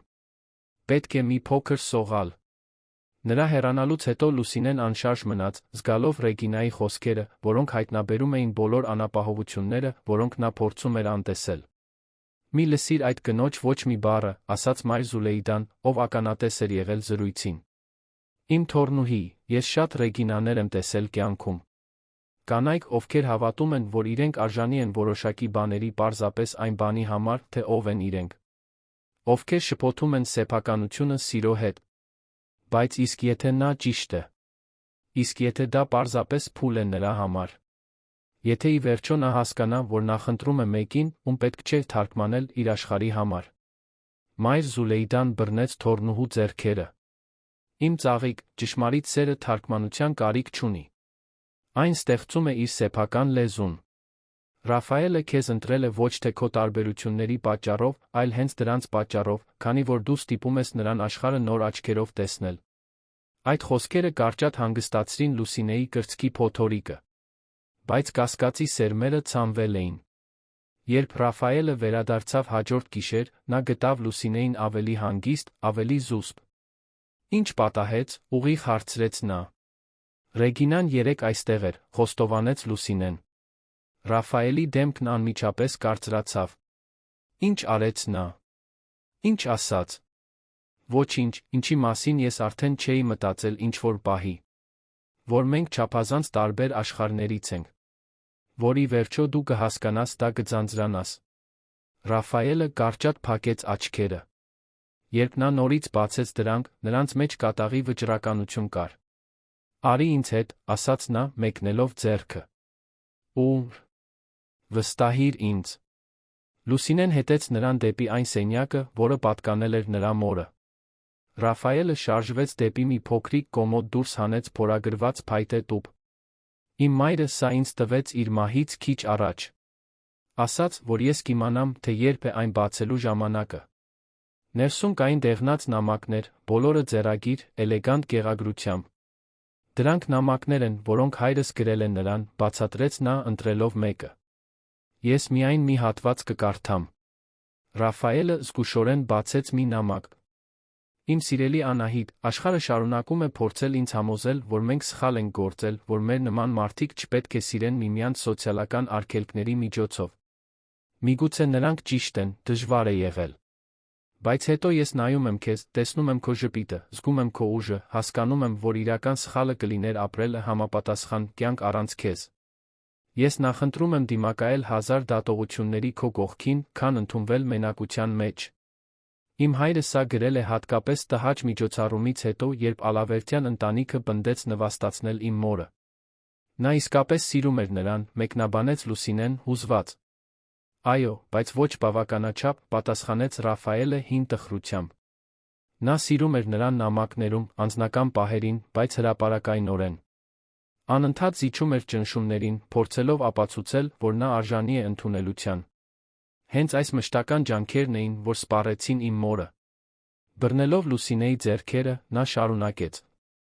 Իմ հոր ամենամեծ ափսոսանքն այն էր, որ նա բավականաչափ ուժեղ չէր իր սեփական ուղին նրա հետ կառուցելու համար։ Փոխարենը, նա ամբողջ կյանքը ծախսեց, փորձելով ստիպել նրան հարմարվել մի աշխարհին, որը երբեք ամբողջությամբ չէր ընդունի նրան։ Եվ դու վախենում ես նույն սխալը գործել։ Ես չեմ վախենում։ Ես վստահ եմ, որ չեմ գործի։ Ռեգինան, Էլզան, նրանք բոլորը ներկայացնում են մի աշխարհ, որին ես պատկանում եմ ծնունդով, բայց ոչ ընտրությամբ։ Մի աշխարհ, արտաքին տեսքի զսպված զգացմունքների։ Ռաֆայելը քնքշորեն դիպչեց Լուսինեի դեմքին։ Դու ինձ ցույց տվեցիր մեկ այլ աշխարհ։ Մի աշխարհ, որտեղ մարդիկ անկեղծորեն հոգ են տանում։ Որտեղ քո տատիկը թե է կիսում հարանների հետ, ովքեր հազիվ թե ուտելու բան ունեն։ Որտեղ ժպիտներն իրական են, ոչ թե հաշվարկված։ Որտեղ մեկի արժեքը չի չափվում ազգանունով։ Նրա աչքերի ինտենսիվությունը գրեթե ֆիզիկական էր։ Ես քեզանից չեմ խնդրում հարմարվել իմ աշխարհին, Լուսինե։ Ես խնդրում եմ, որ մենք կառուցենք մեր սեփականը միասին։ Մի աշխարհ, որը կներառի երկուսի լավագույնը, որը կլինի բացառապես մերս։ Այդ խոսքերը քանդեցին Լուսինեի կառուցած վերջին արգելքները։ Ռեգինայի կողմից ցանված կասկածները լիովին չանհետացան, բայց ծածկվեցին ավելի հզոր մի բանով, վստահությամբ, որ միասին մարտահրավերներին դիմակայելն արժեր ցանկացած ռիսկի։ Ես այդքան վախենում եմ, խոստովանեց նա։ Ոչ թե քեզ սիրելուց, այլ բավարար չլինելուց։ Դու արդեն ավելին ես, քան բավարար, պատասխանեց նա մոտենալով։ Դու արտակարգ ես։ Եվ եթե մեկը չի կարողանում դա տեսնել, խնդիրը նրանց մոտ է։ Հաջորդած համբույրը տարբեր էր այն ամենից, ինչ Լուսինեն երբեք զգացել էր, ոչ միայն ֆիզիկական ժեստ, այլ խոստում, մի բանի սկիզբ, որը գերազանցում էր այն հանգամանքները, որոնք նրանց միավորել էին։ Մի բան պետք է պատմեմ քեզ, ասաց Ռաֆայելը։ Մի բան, որը երբեք ոչ մեկին չեմ ասել։ Ինչ է։ Երբ իմ մայրը իր վերջին օրերին էր, նա ինձանից մի բան խոստացավ։ Ռաֆայել, մի գործիր քո հոր սխալը։ Մի զոհաբերիր ճշմարիտ սերը կեղծ ընդունելության համար։ Եվ երբ գտնես մեկին, ով կստիպի քո սրտին հիշել, որ դեռ կենդանի է, կառչիր այդ մարդուց, անկախ նրանից, թե ով է նա կամ որտեղից է։ Միայնակ արցունք հոսեց Ռաֆայելի դեմքով։ Տարիներ շարունակ ես կարծում էի, որ դա պարզապես մի կնոջ վերջին զառանցանքն էր, ով երբեք չընդունվեց։ Մինչ քեզ հանդիպելը։ Ես պարզապես չեմ ուզում, որ դու ինձ հետ մնաս, Լուսինե։ Ես ուզում եմ կյանք կառուցել քեզ հետ։ Ես ուզում եմ արթնանալ քո կողքին, միասին դիմակայել մարտահրավերներին, ստեղծել նշանակալի բան, որը կգոյատի մեզանից հետո։ Դու վստահ ես։ Նույնիսկ այն ամենի հետ, ինչ դեռ կարող է պատահել։ Երբեք այսքան վստահ չեմ եղել։ Հարցն այն է, դու վստահ ես։ Այո, պատասխանեց Լուսինեն վերջապես։ Ես վստահ եմ, որ ուզում եմ իրական բան կառուցել քեզ հետ, մի բան մերս։ Հեշտ չի լինի, բայց արժե փորձել։ Ժպիտը, որը լուսավորեց Ռաֆայելի դեմքը, նման էր արածագին երկար գիշերից հետո։ Առանց ավելորդ խոսքերի, նա նրան քաշեց դեպի մեկ այլ համբույր, կնքելով պարտավորությունը։ Այդ գիշեր, առանձնատան տանիքի տակ, որն այդքան երկար պարզապես տուն էր եղել, Ռաֆայելը Լուսինեն կատարեցին իրենց ընդհանուր ճանապարհի առաջին քայլը։ Այգու տեսարանով սենյակը դարձավ փոխադարձ նվիրումի տեսարան, որը գերազանցում էր ֆիզիկականը։ Մի շարժվիր, շշնջաց նա ինչ-որ պահի, նրա ձայնը հուզմունքից խռպոտ էր։ Դա հրաման չէր, այլ խնդրանք, ծնված նրան վնասելու վախից։ Լուսինեի պատասխանը համբույր էր, որը հաղորդում էր բացարձակ վստահություն։ Միասին նրանք գտան մի ռիթմ, բացառապես իրենցը, կառուցելով նոր բան իրենց միացյալ մարմինների մեջ։ Հետո, կողք կողքի պառկած, նրանք կիսեցին նրանց լռությունը, ովքեր վերջապես գտել էին իրենց տեղն աշխարհում, ոչ թե հասցեում կամ սոցիալական դիրքում, այլ միմյանց գրկում։ Մտածում եմ տունը վերանորոգելու մասին, անսպասելիորեն մեկնաբանեց Ռաֆայելը։ Ինչ, ծիծաղեց Լուսինեն, զարմացած։ Քո տատիկը ճիշտ է։ Ավելի շատ թանգարան է թվում, քան տուն։ Միշտ այդպես է եղել, նույնիսկ երբ իմ մայրն էր ապրում։ Սառը անձնական նախագծված տպավորություն թողնելու համար, ոչ թե նրանց ողջունելու համար, ովքեր իսկապես կարոր են։ Ինչպիսին կլիներ այդ վերանորոգումը։ Սկզբի համար մեզ ավելի շատ գույն է պետք։ Կենդանի բույսեր, ինչպես քո տատիկն էր առաջարկում։ Իրական լուսանկարներ պատերին։ Տարածք քեզ համար կարելու, եթե կուզես վերսկսել հոբբիտ։ Նրա ձայնի ոգորությունը վարակիչ էր։ Դա պարզապես մի տուն չէր, որը նա առաջարկում էր նորոգել, այլ մի ամբողջ կյանք։ Կատարյալ է թվում, պատասխանեց Լուսինեն, զգալով մաքուր երջանկություն։ Կարող ենք սկսել այգուց։ Միշտ երազել եմ խոտաբույսեր ծաղիկներ տնկելու տարածք ունենալու մասին։ Այգին քո տարածքը կլինի։ Կարող ես այն ամբողջությամբ վերափոխել։ Այնտեղ պառկած, ընդհանուր ապագայի համար ծրագրեր կազմելիս, երկուսն էլ գիտեին, որ ճանապարհը հեշտ չի լինի։ Ռեգինան նրա նման մարդիկ կշարունակեն գոյություն ունենալ, սոցիալական տարբերությունները չեն անհետանա, կլինեն կասկածի պահեր։ Բայց այդ գիշեր, լուսնի լույսի ներքո, դրանցից ոչ մեկը կարոր չէր։ Կարորն այն վստահությունն էր, որ նրանք միասին կդիմակայեն յուրաքանչյուր մարտահրավերի, միասին կկառուցեն յուրաքանչյուր լուծում, միասին կնշեն յուրաքանչյուր հաղթանակ։ Ոչ թե որպես հարուստ գործարար նախկին մատուցողուհի, այլ պարզապես որպես Ռաֆայել Լուսինե, երկու մարդ, ովքեր մեկը մյուսի մեջ գտել էին հենց այն, ինչ չգիտեին, որ փնտրում էին։ 1 տարի անցավ այդ փոխակերպող գիշերից։ Մարգարյանների առանձնատունը վերածվել էր իսկական տան, արտացոլելով երկու ակնհայտորեն անհամատեղելի աշխարհների ներդաշնակ միաձուլումը։ Այգին, Լուսինեի խնամքի ներքո, շքեղորեն ծաղկեց, գրավելով թիթեռներին ծաղկափոշի հավաքողներին։ Հոտավետ խոտաբույսերի մարգերը համակեցում էին հազվագյուտ վարդերի հետ։ Հյուսիսարևելյան պտղատու ծառերը, ի պատիվ մայր Զուլեյդայի սանի արմատների, աճում էին դեկորատիվ տեսակների կողքին։ Տան ներսում պատերը, որոնք նախկինում զբաղեցված էին շուկայական արժեքով ընտրված նկարներով, այժմ ցուցադրում էին իրական լուսանկարներ։ Լուսինեն Ռաֆայելը Դիլիջանի ազգային պարկում, մայր Զուլեյդան սովորեցնում էր Ռաֆայելին վատապա պատրաստել։ Զույգը նոր Նորքի հարանների հետ համայնքային տոնակատարության ժամանակ։ Անահիտի հին սենյակը վերածվել էր Լուսինեի համար կարի արվեստանոցի, ով վերագտնում էր իր տատիկի կողմից սովորեցրած արհեստի հանդեպ կիրքը։ Հին մեքենան մնում էր որպես կենտրոնական կտոր, այժմ ուղեկցվող ժամանակակից սարքավորումներով գունեղ գործվածքներով։ Բայց ամենախորը փոխակերպումները զգացմունքային էին։ Ռաֆայելը, նախկինում սառույցից քանդակված, այժմ բացահայտ ծիծաղում էր առանց վերապահումների արտահայտում իր հույզերը։ Լուսինեն աճել էր վստահության մեջ, գտնելով իր տեղը նոր միջավայրում, առանց իր էությունը վտանգելու։ Մասնագիտորեն, նրանք գտել էին հավասարակշռություն։ Լուսինեն թողել էր անձնական օգնականի պաշտոնը, իր ժամանակը բաժանում էր իրավագիտության ուսումնասիրությունների, հետաձգված երազանք, որը նա վերջապես իրականացնում էր Մարգարյան հիմնադրամի սոցիալական նախագծերի համակարգման մեջ։ Սակայն ամեն ինչ հեշտ չէր եղել։ Սկզբնական սկանդալը մարեց, բայց տեղը զիջեց ավելի նուրբ նախապաշարմունքի։ Սոցիալական միջոցառումների ժամանակ Լուսինեն դեռ բախվում էր հովանավորող հայացքների կամ քողարկված մեկնաբանությունների։ Ռաֆայելը դիմադրության բախվեց կորպորատիվ աշխարհում, քանի որ ոմանք կասկածի տակ էին դնում նրա որոշումները այն օրվանից, երբ այդ աղջիկը ծայրամասից մտել էր նրա կյանք։ Բայց յուրաքանչյուր մարտահրավեր միայն ուժեղացնում էր նրանց վճռականությունը, հավատարիմ մնալու իրենց սկզբունքներին, զգացմունքներին։ Այդ արոտ շաբաթ առավոտյան առանձնատունը հատկապես բուռն էր, ամեն ինչ պատրաստելով մայր Զուլեյդայի 70-ամյակին։ Գլխավոր ննջասենյակում Լուսինեն ուղղում էր իր զգեստի մանրամասները, հյուսիսարևելյան չորային շրջանի արհեստավոր կանանց կոոպերատիվի գործվածքով պատրաստված իր սեփական ստեղծագործությունը։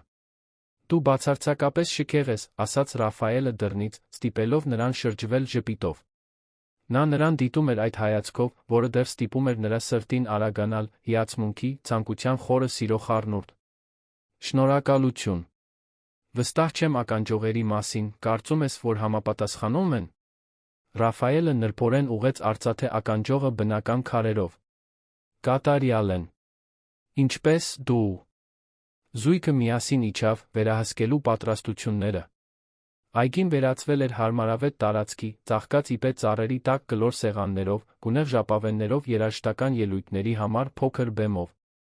Հյուրերը սկսեցին ժամանել կեսօրից հետո, ժամը 3-ի սահմաններում, անսովոր խառնուրդ, նոր Նորքի հարաններ, հիմնադրամի կողմից պահպանվող ծերանոցի տարեցներ, Ռաֆայելի գործընկերներ, Լուսինեի համալսարանական ընկերներ, բարձր հասարակության որոշ անդամներ, ովքեր հաղթահարել էին սկզբնական նախապաշարմունքները։ Մայր Մարալը, հարանուհին, ով խնամել էր Մայր Զուլեյդային, եկել էր իր ամուսնու հետ, բերելով տնական քաղցրավենիք։ Թադեոսը, նախկին բարիստա ընկերը, ով այժմ ղեկավարում էր իր սեփական սրճարանը, ի սկզբանե ֆինանսավորված Ռաֆայելի կողմից, բերել էր տորտ, սանի մոտիվներով։ Ծննդյան տոնակատարվողը, շողշողում փիրուզագույն զգեստով, զարմանալի էներգիայով շրջում էր հյուրերի միջ, պատմություններ կիսելով գրկախառնվելով։ Խնջույքի գագաթնակետին Ռաֆայելը բարձրացավ փոքրիկ բեմ, խնդրելով ուշադրություն։ Բարի երեկո բոլորիդ։ Մենք հավաքվել ենք նշելու մի արտակարգ կնոջը, ով մեզ ավելին է սովորեցրել արժանապատվության, ուժի ճշմարիտ սիրո մասին, քան ցանկացած համալսարան կարող էր։ Հաստատող մրմունջներ ընդհատեցին նրա խոսքերը։ Մայր Զուլեյդա, երբ ես ձեզ հանդիպեցի, լիովին դուրս էի իմ հարմարավետության գոտուց, շարունակեց նա, ծիծաղ առաջացնելով։ Դուք ինձ դարչինով սուրճ առաջարկեցիք ինձ պարզապես որպես մարդ վերաբերվեցիք, ոչ որպես գործարարի կամ Մարգարյանի։ Դա առաջին անգամներից մեկն էր, որ ես ինձ իրականում տեսնված զգացի։ Այս տարվա ընթացքում դուք ոչ միայն տատիկ եք եղել Լուսինեի համար, այլ ինձ համար, համբերատար իմ սահմանափակումների նկատմամբ, առատաձեռն ձեր իմաստությամբ անողոք, երբ ինձ իրականության չափաբաժին է պետք։ Այդ իսկ պատճառով Լուսինեն ես ուզում էինք հատուկ բան առաջարկել ձեր ծննդյան օրվա կապակցությամբ։ Մի ժեստով նա Լուսինեին հրավիրեց միանալ իրեն բեմում։ Նա բարձրացավ, գունեղ ծրար բռնած։ Տատի, սկսեց նա, ձայնը հուզմունքից խեղդված, դուք միշտ ինձ պատմել եք ձեր ծնողների հողը տեսնելու ձեր երազանքի մասին։ Գոնե մեկ անգամ ոտք դնել սանի հողին, զգալ սանի ափի ավազը ձեր ոտքերի տակ, տեսնել մայրամուտը գառնու տաճարում։ Մայր Զուլեյդան ձեռքերը բերեց բերանին, աչքերը լայն բացված, սպասումով։ Այդ իսկ պատճառով մեր նվերը ճանապարհորդություն է դեպի Սան։ 2 շաբաթ, ամեն ինչ ներառված, ձեր 5 ընկերների համար։ Բնակարաններ լճի ափին, տեղացի ուղեցույց ժամանակ, ձեր արմատների հետ կապվելու համար։ Մի պահ Մայր Զուլեյդան անխոս թվաց։ Այնուհետ, արժանապատվությամբ, նա ոտքի կանգնեց, քայլեց դեպի բեմ, դողդոջուն ձեռքերով ընդունելով ծրարը։ Իմ զավակներ, սա մի նվեր է, որը սնուցում է հոգին։ Շնորհակալություն հասկանալու համար, որ նույնիսկ 70 տարեկանում ես դեռ երազանքներ ունեմ իրականացնելու։ Դիմելով հյուրերին, նա ավելացրեց խորամանկ ժպիտով։ Եվ ես արդեն գիտեմ, թե ում եմ տանելու ինձ հետ։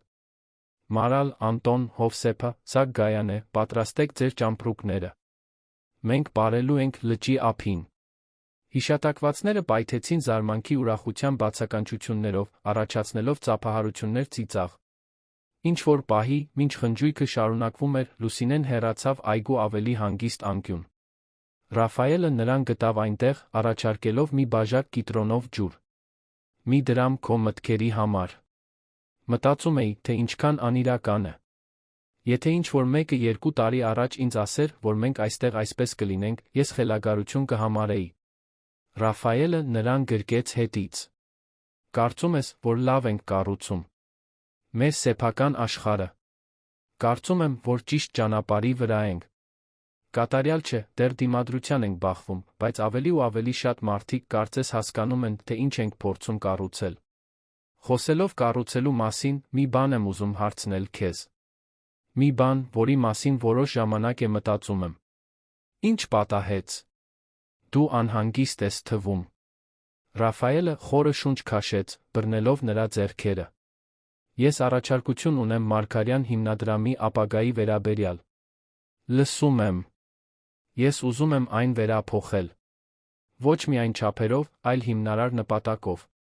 Ես ուզում եմ, որ այն դառնա ավելի նշանակալի, ավելի համահունչ մեր տեսլականներին։ Մեր դերանվան օգտագործումը աննկատ չմնաց Լուսինեի կողմից։ Ինչ ես կոնկրետ մտածում։ Ես ուզում եմ այն վերանվանել Մարգարյան Հարությունյան հիմնադրամ։ Եվ ուզում եմ, որ դու պաշտոնապես ղեկավարես այն ոչ միայն որպես համակարգող, այլ որպես գործադիր տնօրեն, լիակատար ինքնավարությամբ։ Առաջարկը լիովին զարմացրեց Լուսինեին։ Ռաֆայել, սա հսկայական է։ Վստահ ես։ Մարգարյան անունը տասնամյակների պատմություն ունի, իսկ ես դեռ նույնիսկ չեմ ավարտել իմ դասընթացը։ Հենց դրա համար։ Անունը կրում է մի ժառանգություն, որը թե ունի դրական կողմեր, ներկայացնում է բարեգործության հայրապետական տեսլական այն գաղափարը, որ արտոնյալ մարդիկ օգնում են պակաս բախտավորներին առատաձեռնությունից, ոչ թե սոցիալական արդարությունից։ Քո ղեկավարությամբ հիմնադրամը կարող էր դառնալ իսկապես փոխակերպող բան։ Ոչ միայն օգնություն առաջարկելով, այլ աշխատելով կառուցվածքային փոփոխությունների, իսկական հզորացման համար։ Իսկ իմ փորձը։ Կլինեն մարդիկ, ովքեր կասեն, որ ես այդ պաշտոնը ստացել եմ միայն մեր հարաբերությունների պատճառով։ Ամեն դեպքում կասեն, ինչպես ասում են, որ ես միայն սոցիալական խնդիրներով եմ հետաքրքրվում քո ազդեցության պատճառով։ Հարցն այն է, մենք թույլ կտանք, որ այդ ձայները որոշեն, թե ինչ կարող ենք անել։ Այդ խոսքերում ճշմարտություն կար։ Ամիսներ շարունակ Լուսինեն զգալի փոփոխություններ էր իրականացրել, հաճախ դիմադրության բախվելով, բայց ապացուցելով իր մոտեցումների արժեքը կոնկրետ արդյունքներով։ Դու արտակարգ առաջնորդ կլինես, Լուսինե։ Ոչ թե քո ծագման պատճառով, այլ հենց դրա պատճառով։ Դու տեսնում ես հնարավորություններ, որոնք իմ նման մարդիկ, ովքեր դաստիարակվել են արտոնություններով, պարզապես չեն կարող տեսնել։ Ես լրջորեն կմտածեմ այդ մասին, խոստացավ նա, հուզված նրա վստահությունից։ Դա հսկայական պատասխանատվություն է։ Ռաֆայելը ժպտաց։ Դա այն ամենն է, ինչ խնդրում եմ։ Որ դու դա հաշվի առնես։ Առանց ճնշման։ Այդ պահին Լուսինեն հասկացավ մի կարևոր բան։ Ռաֆայելը, ով հիմա կանգնած էր իր առջ, նույն մարդը չէր, ով լուռ ականատես էր եղել իր նվաստացմանը սրճարանում։ Նա մեկն էր, ով աճել էր, սովորել էր արտահայտել ոչ միայն սեր, այլ պրոֆեսիոնալ հարգանք։ Եվ նա նույնպես փոխվել էր։ Նա այլս այն անապահով երիտասարդը չէր, ով վախենում էր բավարար չլինելուց։ Նա սովորել էր բնակվել բազմաթիվ տարածքներում, առանց իր էությունը կորցնելու, իր փորձառությունները արժեքավոր պատկերացումների վերածելու։ Շնորհակալություն, ասաց նա, գրկելով նրան։ Ոչ միայն առաջարկության համար, այլ իմ մեջ տեսնելու համար այն բաները, որոնք ես ինքս դեռ սովորում էի ճանաչել։ Նրանց ընդհատեց բաժակների մեջ դանակ պատառաքաղների զրնգոցը, նշան, որ Մայր Զուլեյդան ելույթ էր ունենալու։ Փոխանակելով հանցակից ժպիտներ, նրանք վերադարձան հյուրերի մոտ։ Այգու կենտրոնում տարեց կինը բարձրացել էր փոքրիկ աթոռի վրա, չնայած մի քանի մտահոգված մարդկանց բողոքներին, որտեղից նա ղեկավարում էր բոլորի ուշադրությունը։ Իմ սիրելիներ, նախ շնորհակալություն այստեղ լինելու համար։ 70 տարին քիչ բան չէ, հատկապես երբ դրանց մեծ մասն անցել է ուրիշների տանը ոտքի վրա աշխատելով։ Սիրալիր ծիծաղ անցավ այգով։ Բայց ես չեմ խոսելու անցյալի մասին։ Ես ուզում եմ խոսել ներկայի ապագայի մասին։ Այն մասին, թե ինչ ենք մենք կառուցել այստեղ, այս տարածքում, որը նախկինում պարզապես գեղեցիկ տուն էր, հիմա իսկական տուն է։ Նրա հայացքը հանդիպեց Լուսինեին Ռաֆայելին։ Երբ իմ թոռնուհին ինձ ասաց, որ իրեն հրավիրել են աշխատելու այս առանձնատանը, խոստովանում եմ, որ վախեցա։ Աշխարհը սովորաբար քնքուշ չի լինում մեր նման մարդկանց հետ, երբ մենք մտնում ենք տարածքներ, որոնք մեզ համար չեն ստեղծվել։ Հասկացողության մրմունջներ առաջացան, հատկապես նոր-նորքից եկած հյուրերի շրջանում։ Բայց այն, ինչ ես ականատես եղա, մի բան էր, որը հազվադեպ եմ տեսել իմ 70 տարվա ընթացքում։ Մարդիկ իսկապես փորձում էին հասկանալ միմյանց։ Ոչ միայն հանդուրժել տարբերությունները, այլ գնահատել դրանք։ Մայր Զուլեյդան ձեռքը մեկնեց Ռաֆայելին, ով մոտեցավ օգնեց նրան իջնել աթոռից։ Այս տղան կարող էր լինել պարզապես մեկ հարուստ ամբարտավան։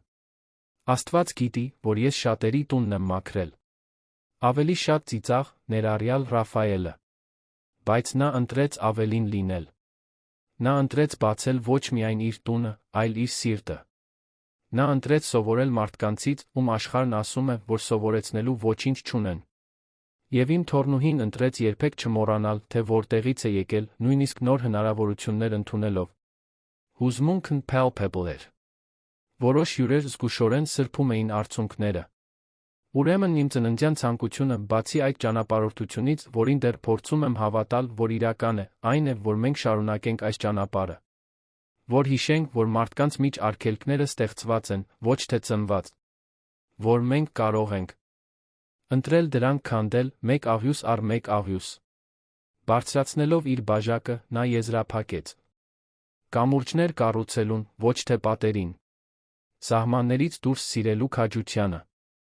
Եվ այն ընտանիքին, որը մենք ընտրում ենք ստեղծել, ոչ թե պարզապես այն, որում ծնվել ենք։ Կենացը ի բացականչություն արձագանքեց այգում, մինչ գրկախառնություններ ժպիտներ էին փոխանակվում։ Ժամեր անց, երբ խնջույկը սկսում էր մարել մայրամուտի հետ մեկտեղ, Լուսինեն Ռաֆայելը հանգիստ պահ գտան շատրվանի մոտ։ Երեկոյի վերջի ոսկեգույն լույսը ամեն ինչ ծածկում էր գրեթե կախարդական փայլով։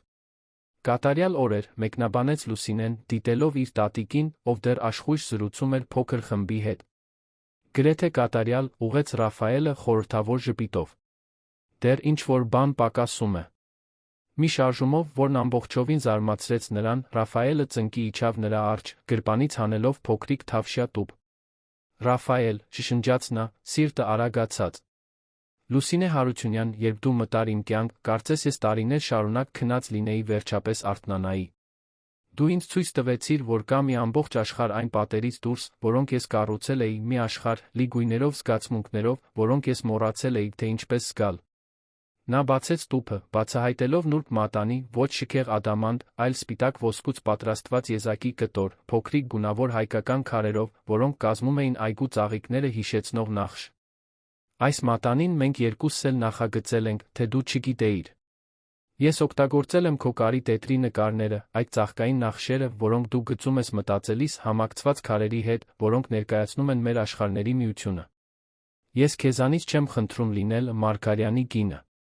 Ես խնդրում եմ, որ մենք միասին կառուցենք նոր իմաստ մեր անունների, մեր կյանքերի համար։